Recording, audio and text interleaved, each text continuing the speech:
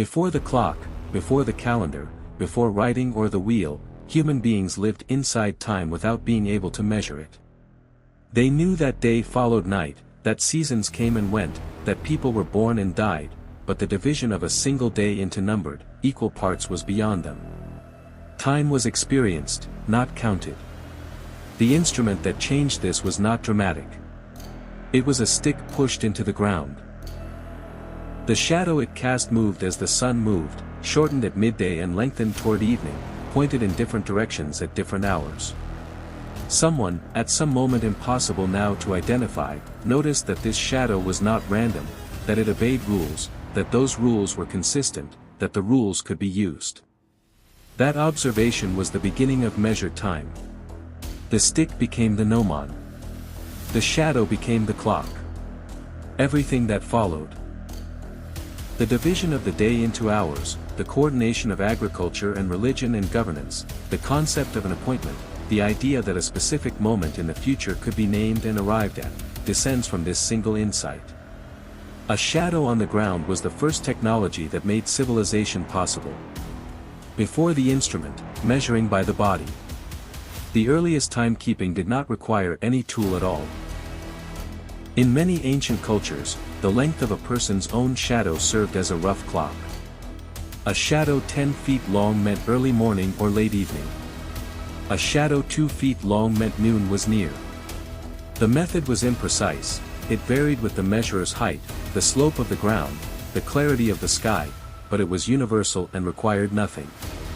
Every person carried their own sundial. Natural objects served the same function at larger scale. A solitary tree, a standing stone, a cliff face. Anything that cast a defined shadow could be used to mark the passage of the sun. Megalithic monuments like Stonehenge appear to have been designed in part to mark the solstices and equinoxes. The sun at midsummer rises precisely over the heel stone and illuminates the central altar. This is not timekeeping in the minute-by-minute sense, but it is the same underlying insight, that the sun's position encodes information, and that built structures can read it. The decisive step came when someone recognized that a purpose-built vertical rod, planted deliberately in a prepared surface, could measure the day with far greater precision than any natural object. That rod, the gnomon, from the Greek gnomon, meaning one who knows, or indicator, is the ancestor of every clock ever made. Egypt, where time was given a structure. The earliest surviving archaeological evidence for structured timekeeping comes from ancient Egypt, where the practical demands of agriculture, flood prediction, and religious ceremony created a need for precision that intuition alone could not satisfy.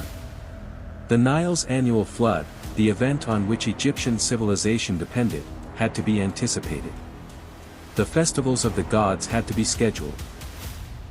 The administration of a complex state required coordination that was impossible without shared time. The great obelisks of Egypt, stone needles rising 30 meters or more above the temple precincts, dedicated to the sun god Ari, served as architectural gnomons on a monumental scale. Their shadows swept across prepared surfaces in the plazas below, and the marks those shadows made at the solstices and equinoxes allowed priests to track the solar year with considerable accuracy. The obelisk was simultaneously a religious monument, an astronomical instrument, and a public clock visible across the entire city. For everyday use, Egyptian craftsmen developed portable versions.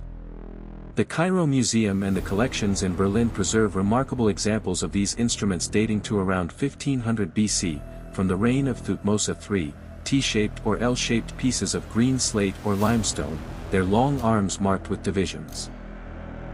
In the morning, the instrument was oriented with its short crossbar pointing east. The shadow of the crossbar fell along the graduated scale, shortening as the sun climbed.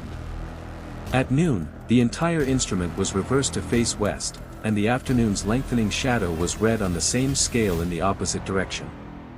The Egyptian system divided daylight into 12 parts, a convention that descended from the Babylonians and that we still follow today, though with a critical difference. The Egyptian hour was not fixed. Because summer days are longer than winter days, the 12 divisions of a summer day were longer than the 12 divisions of a winter day. These were called unequal hours, or seasonal hours, and they remained the standard across the ancient world for more than 2,000 years. The concept of the hour as a fixed unit of 60 equal minutes is a medieval innovation, made possible only by the mechanical clock. Babylon and the mathematics of the sky. Parallel to Egypt, the civilization of Mesopotamia was developing its own approach to time, one grounded less in monument and ritual and more in mathematical precision. The Babylonians were the greatest astronomers of the ancient world before the Greeks, and their contributions to timekeeping were foundational in ways that most people never think about. The sexagesimal system, counting in base 60, was a Babylonian invention, and it survives directly in our own timekeeping. 60 seconds in a minute, 60 minutes in an hour, 360 degrees in a circle. These are not arbitrary choices. They are inheritances from a civilization that flourished between the Tigris and the Euphrates more than 3,000 years ago, passed through Greek astronomy into the medieval world and from there into ours. The Greek historian Herodotus, writing in the 5th century BC, credited the Babylonians with introducing to Greece both the concept of the polos, a hemispherical sundial whose concave interior mimicked the apparent dome of the sky, and the division of the day into 12 parts. Babylonian sundials were calculated from systematic astronomical observations of planetary motion and the constellations of the zodiac, giving them a mathematical rigor that Egyptian instruments, however elegant, did not always achieve. China, time in harmony with heaven. In China, the development of timekeeping followed a path shaped by a different cosmological framework, one in which the movements of the sun were understood not merely as a practical convenience but as a direct expression of the order underlying the universe, the relationship between heaven and earth that it was the emperor's sacred duty to maintain.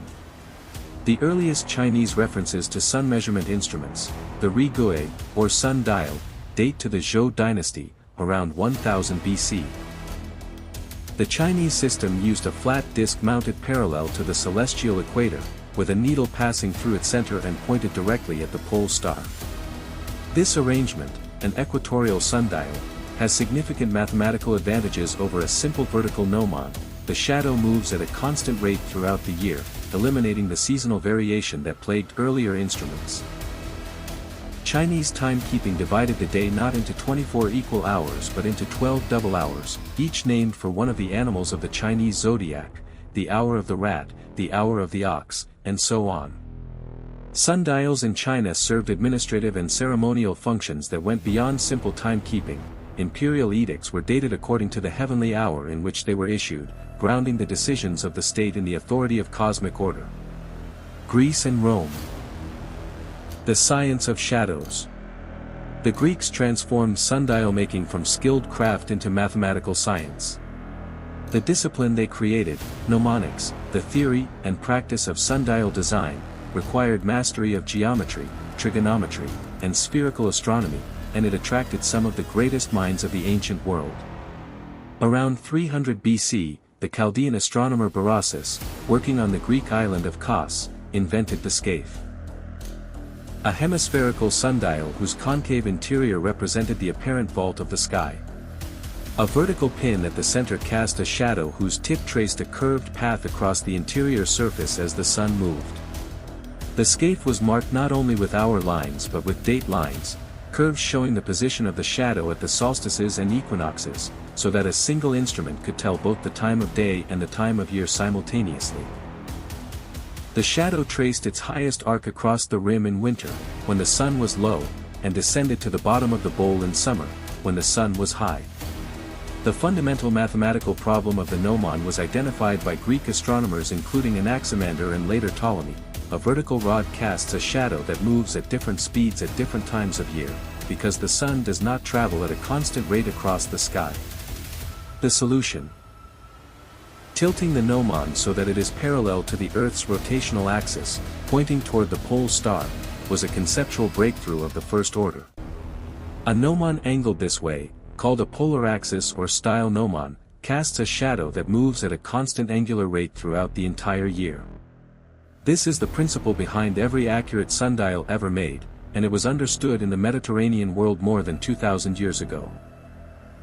The Tower of the Winds in Athens, built in the 1st century BC, remains the most complete surviving monument of ancient mnemonics. Its 8 faces, each oriented toward a different point of the compass, each bear vertical sundials beneath bas-relief carvings of the wind gods. A citizen of Athens could determine the hour simply by looking at whichever face of the tower was illuminated by the sun, a public clock for an entire city, built from marble and shadow. Why sundials don't agree with your clock? Anyone who has stood beside an old garden sundial and compared its reading to their watch has noticed something puzzling: the two rarely agree, sometimes by as much as a quarter of an hour. This is not a defect in the sundial. It is a consequence of 2 astronomical facts that the sundial correctly reflects and that the mechanical clock deliberately ignores. The first is that Earth's orbit around the Sun is not a perfect circle but an ellipse. When Earth is closest to the Sun, in early January, a fact that surprises most people in the Northern Hemisphere, it is moving faster in its orbit. When it is farthest, in early July, it moves more slowly. This means that the apparent speed of the Sun across the sky varies slightly throughout the year, speeding up and slowing down in ways that a sundial faithfully records, but a clock, designed to run at a perfectly constant rate, does not. The second factor is the tilt of Earth's axis. Approximately 23.5 degrees relative to the plane of its orbit.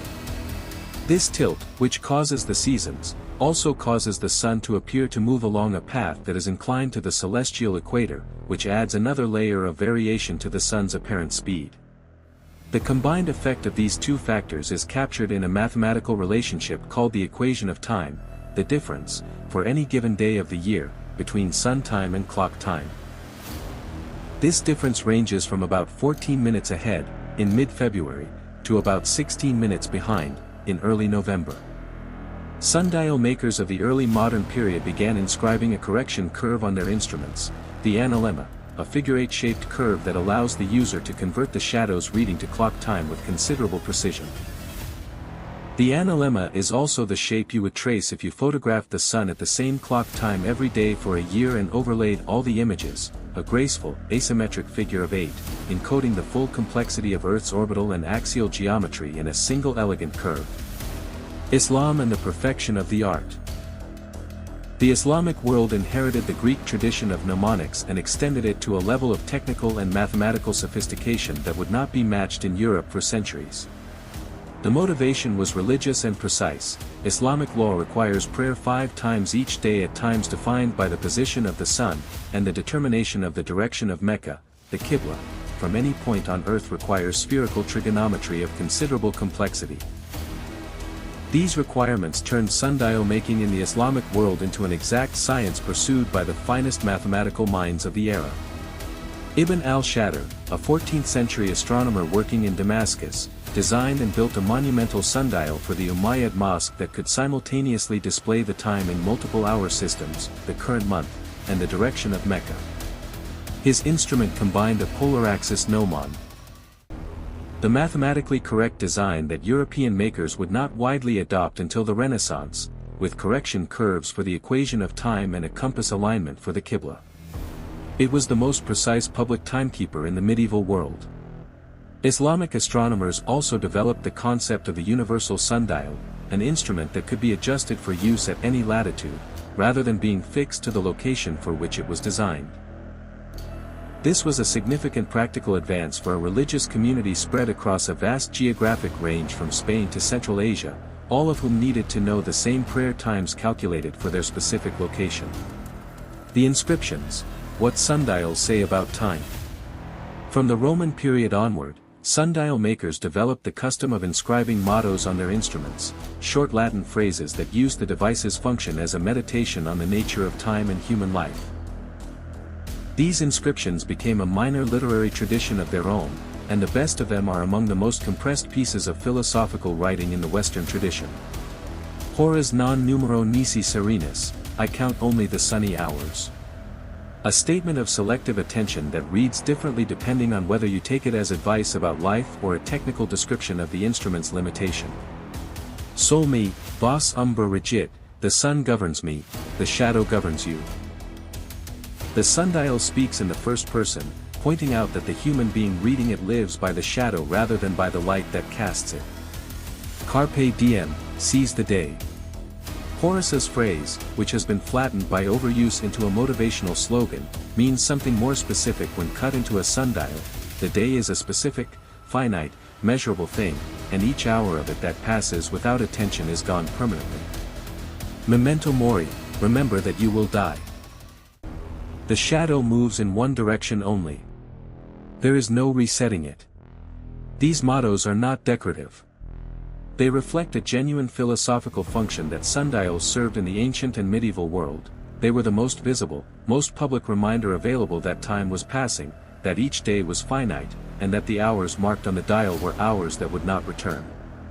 The clock on your phone tells you what time it is. The sundial tells you what time is. The shadow that never stopped. The mechanical clock appeared in Europe in the 14th century, and within 200 years it had displaced the sundial as the primary tool of timekeeping. By the 18th century, clocks and watches were precise enough, and cheap enough, that the sundial had become decorative rather than functional, a garden ornament, a monument, a curiosity. And yet something was lost in the transition that is worth naming. The mechanical clock measures time as an abstraction, a uniform flow of equal units, independent of the sun, the season, or the place on Earth. It is the same time whether it is noon or midnight, summer or winter, in London or in Tokyo. This is enormously useful for industry, navigation, and global coordination. It is also, in a quiet way, a divorce from the physical world. The sundial measured a different kind of time, local time, solar time, the time of this place on this day under this sky. Its hours were longer in summer and shorter in winter. It was silent on cloudy days. It required the observer to be present, outside, attending to the sky. It embedded timekeeping in the experience of being alive in a specific body in a specific place, rather than in the abstract coordination of a global network. A shadow fell on a stick. A civilization grew around the observation. The clock on your wall runs on the same principle. The difference is that somewhere between the gnomon and the microchip, the sun stopped being necessary. Whether that is progress or loss depends on what you think time is for.